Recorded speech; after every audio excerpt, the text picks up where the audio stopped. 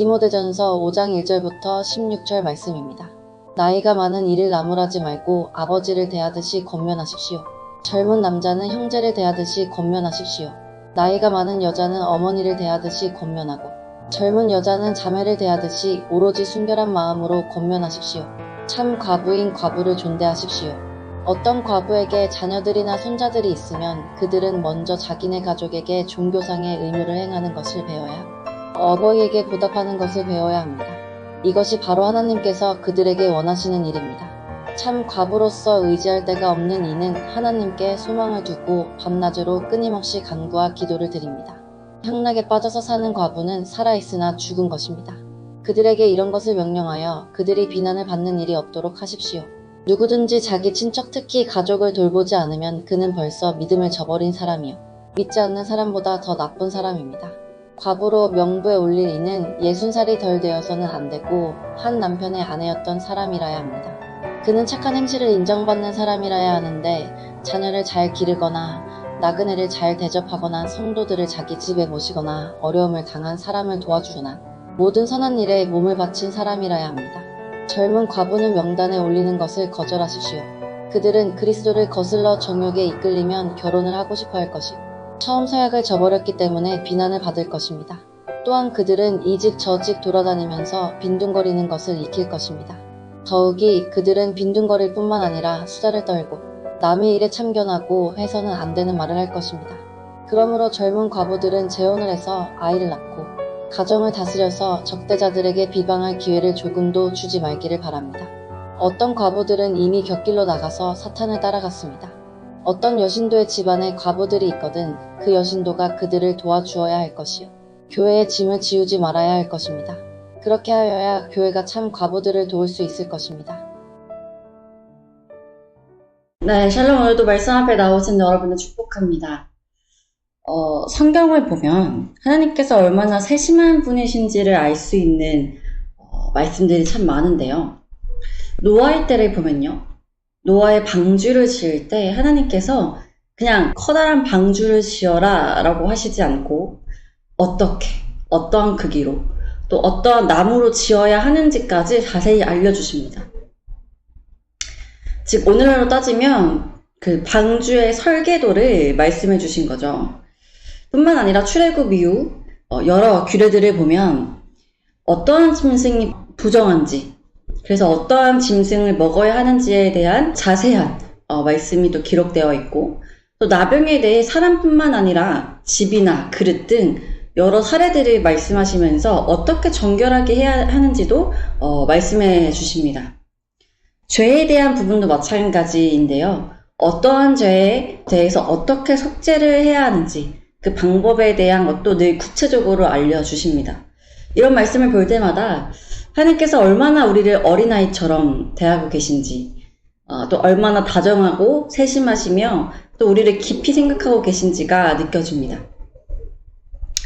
이런 하나님의 모습은 신약에서도 이어집니다. 지난 시간 살펴본 것처럼 감독이나 집사를 세울 때 어떠한 자격이 있고 또 어떻게 교회를 세워가야 되는지에 대한 분명한 말씀을 주시죠. 오늘 함께 나눌 말씀 또한 그렇습니다. 오늘 말씀은 참 과부에 대한 말씀입니다. 과부는 남편이 없는 사람을 의미하죠. 사별을 했든 이혼을 했든 혼자가 된 여인을 의미합니다. 하나님께서는 말씀에서 고아와 또 과부, 또 나그네를 잘 대접하라고 여러 번 말씀하셨습니다. 그 이유는 시대적으로 이 성인 남자만이 경제활동이 가능했던 시기이기에 남편이 없는 과부나 또 부모가 없는 아이들의 경우 사회적 빈곤층으로 전락할 수밖에 없었기 때문입니다. 나그네 역시 이방 사람이기에 원활한 경제활동을 할 수가 없었겠죠. 그런데 오늘의 말씀은 이 과부에 대한 말씀인데, 이런 과부를 잘 도와주라는 말씀과는 조금 방향이 다릅니다. 과부가 어떻게 살아야 하는지, 또 과부의 어떤 자식은 어떻게 처신을 해야 하는지, 또 과부의 자격은 무엇인지에 대해 말씀하고 있기 때문입니다. 오늘 이 과부에 대한 말씀이 우리와 무슨 상관이 있나 하는 생각이 들 수도 있겠으나, 오늘 이 말씀을 통해 우리의 믿음의 행실에 대해 함께 좀 생각해보는 시간이 되면 좋겠습니다. 4절에 보니 가부에게 자녀나 손자들이 있으면 그 자손들이 먼저 자신의 부모에게 효를 다해야 한다고 말씀합니다. 가부여도 자식이 있는 상태로 사별을 하거나 이혼한 경우가 있었겠죠. 그래서 어떠한 이유에선든 과부가 된 자신의 어머니를 돌보지 않고 효를 행하지 않으면 하나님께서는 이들을 책망하실 것을 말씀하고 계신데요. 자신의 부모에게 온전한 효를 행하지 않으면서 하나님께 예배하고 신앙생활을 한다는 것은 하나님께서 말씀하신 이 사랑의 계명을 저버린 일이기 때문이에요. 신명기 27장 16절에 보면 하나님께서는 그의 부모를 경홀히 여기는 자는 저주를 받을 것이라 말씀하십니다. 또 마태복음 15장에서도 어머니나 아버지를 비방하는 자는 반드시 죽임을 당할 것이라는 구약의 말씀을 선포하고 있죠. 또한 오늘 본문 8절에서도 누구든지 자기 친족, 즉 가족을 돌보지 아니하면 믿음을 배반한 자요 불신자보다 더 악한 사람이다 라고 말씀하고 계십니다. 이처럼 하나님께서 우리가 부모님께 효를 다하고 또 그 부모님을 공경하는 것에 대해 이렇게까지 강하게 말씀하시는 이유는 우리가 부모님을 섬기는 것과 우리의 신앙이 밀접하게 관련이 있기 때문입니다. 우리가 하나님을 아버지라 부르고 또 하나님을 섬기는 그 일에 있어서 부모님의 마음을 모르고 부모님을 우리가 온전히 섬기는 것을 배우지 못한다면 하나님께 대해서도 마찬가지입니다. 그래서 하나님께서는 1차적으로 우리 육신의 부모를 통하여서 하나님 아버지가 보이지 않는 하나님 아버지를 어떻게 섬겨야 하는지를 또 배우길 원하시는 거죠. 그래서 이렇게 하나님께서 우리에게 명령하신 말씀이라 할 때 우리는 우리의 신앙과 이 부모님을 공경하는 일을 분리해서 생각해서는 안 됩니다. 그리고 무엇보다 이렇게 과부된 어머니를 돌보는 책임은 1차적으로 교회에 있기 이전에 그 자녀들에게 있다라고 말씀하시는 것이죠. 그러나 5절 아무런 자녀가 없이 외로운 가부의 경우 하나님께서는 오직 하나님께 소망을 두라 말씀하십니다. 이 당시 참 가부로 가족이 없고 오직 하나님께 의지하여 사는 사람들을 교회에서 또 물신양면으로 도왔다고 말씀하고 있어요. 이렇게 3절부터 8절까지 참 가부에 대한 가르침을 주신 이후 이제 9절부터 16절까지는 과부로 명부에 올릴 수 있는 자가 누구인지 가부의 자격에 대해 말씀하고 계십니다. 모든 여인이 가부가 되었다고 해서 무조건 교회에 어떤 과부 명부로 올릴 수는 없었다는 것이죠. 이는 의미 있고 또 합당한 구제 사역을 실행하기 위해 교회의 도움이 꼭 필요한 일을 분별해야 함을 말씀하고 있습니다. 먼저 과부의 명단으로 올라가는 자격으로는 나이를 말씀하시는데요. 60세가 넘어야 한다. 그리고 남편이 살아있을 때 남편에게 충실했던 여인, 또 나그네나 성도에게 사랑을 베푼 선한 증거가 있는 여인이어야 한다고 말씀합니다. 60세가 넘어야 한다는 이 기준이 다소 높아 보일 수도 있겠습니다. 젊어서 사별하는 경우에는 그러면 그 60세가 지나기까지 아무런 도움도 받지 못하는 것인가 라는 생각이 드는데요. 바울은 이 젊은 가부의 경우에는 다시 결혼하는 것이 좋다고 권면합니다. 왜냐하면 이 젊음에서 오는 정욕에 무너지기 쉽기 때문이죠.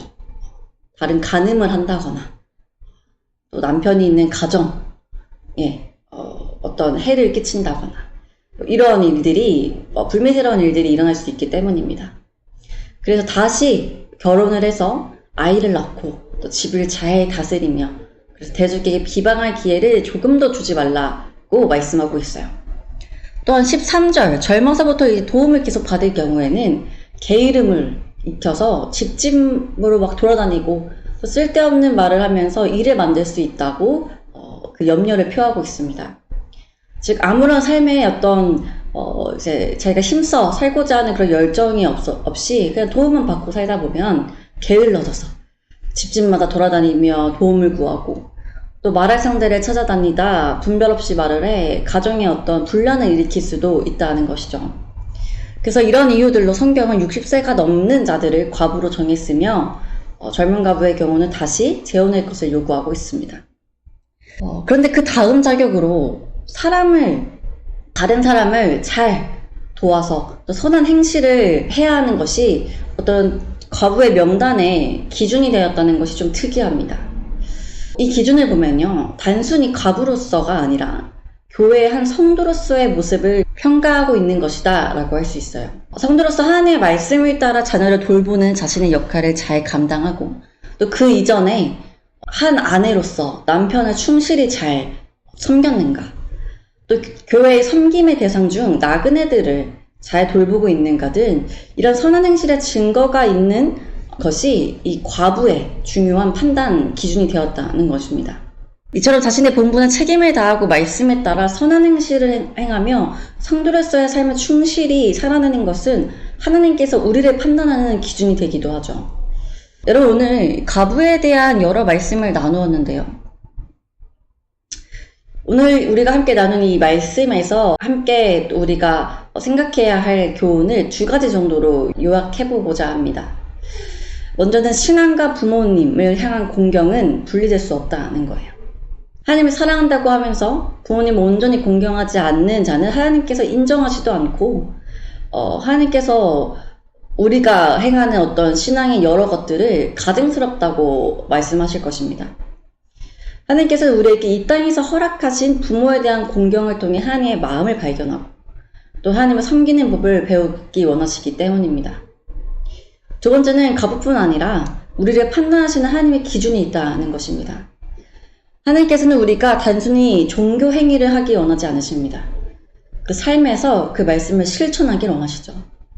사랑하라 하는 그 말씀을 그저 되뇌이고 묵상하는 그런 고상한 행위를 넘어서 실제로 나그네들의 발을 씻기는 사랑의 행위를 우리에게 하나님 요구하신다는 것입니다.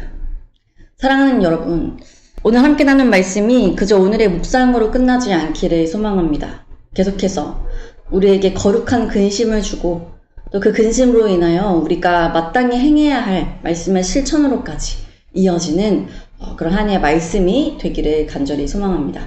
함께 기도합시다. 하나님, 오늘도 말씀으로 하루를 시작하게 하시니 감사드립니다. 오늘은 과부에 대한 말씀을 나누었습니다. 하나님, 과부에 대한 말씀을 통해 우리의 신앙을 돌아보기 원합니다. 부모를 공경하는 삶과 우리의 신앙이 분리되어 있지는 않은지, 부모님과의 사이가 좋지 않으면서 하나님을 섬기는 일에는 열심을 다하며 나는 참 괜찮은 그리스도인이라고 생각하는 것은 아닌지 돌아보기 원합니다. 또한 주님, 우리가 정말 하나님의 모든 말씀에 순종하는 자들이라면 하나님을 섬기는 일과 부모님을 공경하는 일이 분리되지 않기를 원합니다. 또 우리가 교회에서 무엇을 요구하고 우리의 권리를 말하기 이전 우리는 과연 교회가 힘쓰며 나아가는 그 사역에 함께 동참하는 자들인지 돌아보기 원합니다. 내 삶의 유익만을 위해 사는 자들이 아니라 삶에서 선한 행실의 증거가 있는 자들 되게 하여 주시고 말로만이 아닌 말씀을 실천하는 자들 될 수 있도록 인도하여 주옵소서. 오늘도 각자의 삶으로 나아가는 청년들을 기억하여 주사 오늘 이들이 삶의 서로를 향한 존중과 배려 또 사랑이 넘치는 삶을 살기를 간절히 소망하며 예수님의 이름으로 기도드립니다. 아멘.